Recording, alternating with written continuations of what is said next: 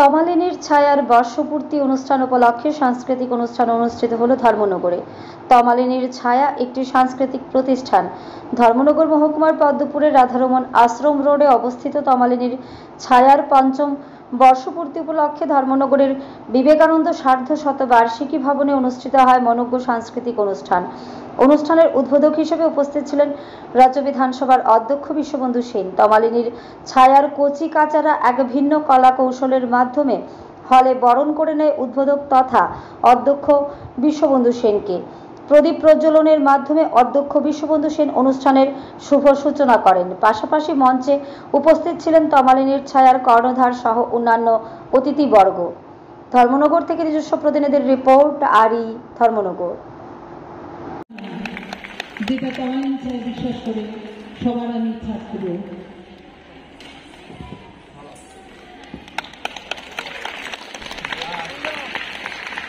গুরুর আশীর্বাদ সঙ্গে থাকলে তমালিনী ছায়া আরো এগিয়ে যাবে, এটা আমাদের আশা। আর গুরুরা তো আশীর্বাদ ছাড়া কিছু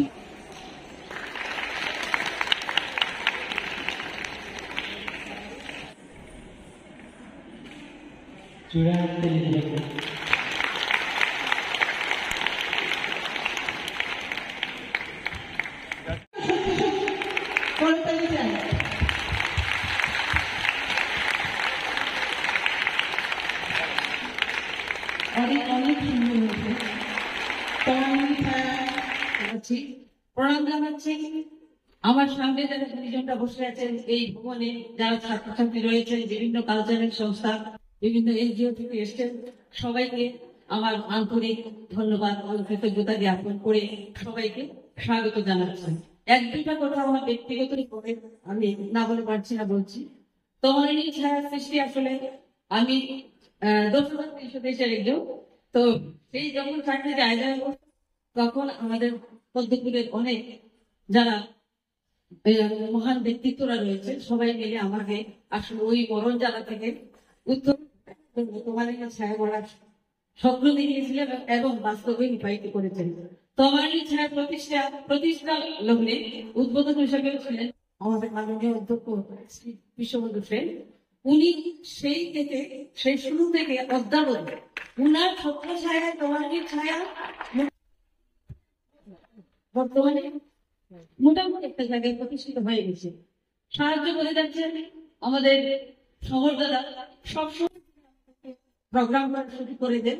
এছাড়া অনেকে জানেন আমি যেহেতু আমি সেই হিসাবে আমার বাবা মারা যাওয়ার পরে একটা পেনশন পাওয়ার একটা নিয়ম রয়েছে ভারত সরকারের।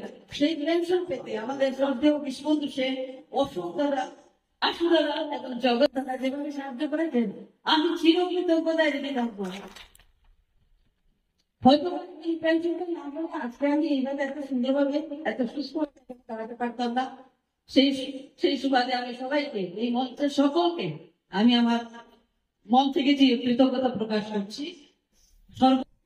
আমাদের যারা এখানে দর্শক শ্রুতি মন্ডলী রয়েছেন, তোমার ছাত্রছাত্রী, অভিভাবক, অভিভাবিকা, বিভিন্ন এনজিও, কালচারাল সংস্থা যারা রয়েছেন, সবাইকে আমার আন্তরিক শ্রদ্ধা জানিয়ে আমি আমার বক্তব্য এখানে শেষ করছি। নমস্কার। এর মধ্যে কত ভালো মন্দ সবকিছু মিলিয়ে কিচ্ছু মজা হবে না। আমি মনে রাখবেন, আমার জীবনে কিন্তু রিয়েলিটি নাই। যেটা রিউইট আছে না, টেম্পের আগে গান আমরা শুনলাম, রিউইট করে আগের তুই লাইন নিলাম। আমার জীবনের সংঘর্ষ হয়েছে শেষ, এটাকে আমি রিপিট করি, জীবনও চিন্তা করে করি না বলে আমার সময় নাই পেশানে। আমি একটা জায়গায় ঘুরে থাকি না, এটা যেটা আমি মনে করি ঈশ্বর যা নির্দেশ দিয়েছেন তার বাইরে অ্যাকচুয়াল নর্মাল ক্ষমতা আমাদের কাছে। অনেকে তো অনেক কিছু হতে চায়, আমি যদি এখন আরো অনেক উপরে উঠতে চাই, অনেক ঈশ্বর সহায় না থাকলে ঈশ্বর আসলে হবে, পসিবল না, পসিবল না। আমি ঈশ্বরে বিশ্বাস করি, সবাই ঈশ্বরে বিশ্বাস করবে। যারা ঈশ্বরে বিশ্বাস করে, আমি জানি না ঈশ্বর তাদের বিমঙ্গল করবো। আমার বক্তব্য হচ্ছে সমর বলে 37টা শিশু নাটকের টিম হয়েছে, ভাবতে পারেন। ইনভলভ করে দিয়েছি। ক্লাব শুধু পূজার জন্য না, ক্লাব শুধু বাইক চালানোর জন্য না, শুধু পূজা কালী পূজার জন্য, এর বাইরেও কিন্তু খেলাধুলা করে। এবার খেলাধুলা বাইরে সাংস্কৃতিক পরিবর্তন নিয়ে এসছে। তার কারণ সেদিন আমি 3-4 দিন আগে আমি একটা অ্যানালাইসিস করেছিলাম, সাংস্কৃতিক পরিমণ্ডলে যারা যুক্ত থাকে তাদের মাইন্ড খুব সফট, খুব সফট। কারণ রবীন্দ্রনাথ, নজরুল, আবৃত্তি, জীবনানন্দ দাশের আবৃত্তি এগুলো শুনতে তো অটোমেটিক মাইন্ডটা কুল হয়ে যায়। আর এটার মধ্যে সংঘর্ষের প্রবণতা থাকে না, কিন্তু কুটো কাঁচা নিয়ে থাকে, এগুলো থাকবেই, কিন্তু সেটা আপনার থেকে সম্মত হয়ে আছে। কিন্তু মানুষের মধ্যে কঠোর থাকে না, কোমল থাকে সাংস্কৃতিক পরিমণ্ডল। তাই নাটক যখন হবে না, এই ছেলেগুলো কিন্তু আগামী দিনে রাউডি হবে না, আমার বিশ্বাস। এই মেয়েরা তো হয় না রাউডি, কিন্তু ছেলেরা রাউডি হবে না। ছেলেরা রাউডি না হয়ে যদি অন্তরের মধ্যে যদি সুচিন্তা রাখে, তাহলে সমাজের মঙ্গল সুচিন্তা রাখার প্রশস্ত রাস্তা হচ্ছে সাংস্কৃতিক পরিমণ্ডল। শুধু লেখাপড়া করলাম, আমাকে যে অভিনেতা বললো 96% হয়ে গেলে রাখে না। 96 পাইতে গেলে জীবনের 96% কিন্তু শুধু বইয়ে থাকতে হবে, পুঁজি থাকতে হবে, তাহলে আমাকে 96 পেতে হবে। আর যদি আমি 75, 65 বছর ফার্স্ট ডিভিশন, যদি আমি 70, 75, 78% পাই, তাহলে বাকি 35% আমি এই সাঁতারও শিখবো, বাড়ি কাজও করবো, শ্মশানেও যাবো, কেমন করবো, ভগবানের সাথে গল্প করবো, আড্ডাও দেবো।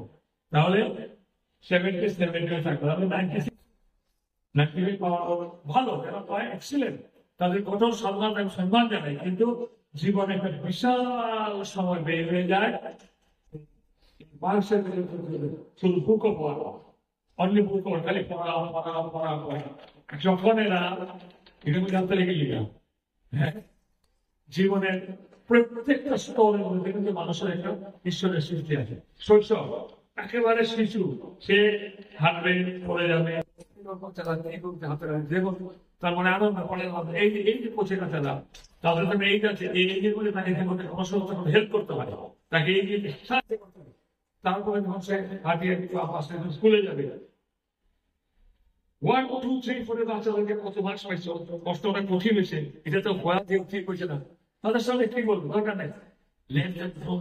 নিজেরা বড় হোক, নিজেরা প্রচুরকাল, নিজেরা সমস্যা করো, নিজেরা অতিক্রম করো, তাহলে দেখবেন তারা একটা সময় মা বাবার হাত ধরে মা বাবাকে পথ দেখাবে।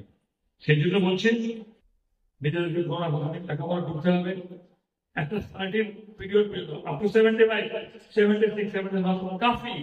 বিবেকানন্দ মার্কসে দেখে নেবেন, গুগলতে যারা দেখতে পারেন জানেন না, বিবেকানন্দ কত মার্কস হয়েছিল। বিবেকানন্দ চাকরি করতো ঈশ্বরচন্দ্র বিদ্যাসাগর একটা স্কুলে, সেই প্রতিষ্ঠানের স্কুলে, সেই স্কুলে হেডমাস্টার ছিলেন ঈশ্বরচন্দ্র জামাই এসে শ্বশুর বাসাকে রিপোর্ট করলেন যে ছেলেটা ইংরাজি পড়ায় সে ভালো ইংরাজি পড়াতে পারতাম। বিবেকানন্দ বললেন সরি, বিদ্যাসাগর মহোদয় পারে না, ছাড়াই করে দাও।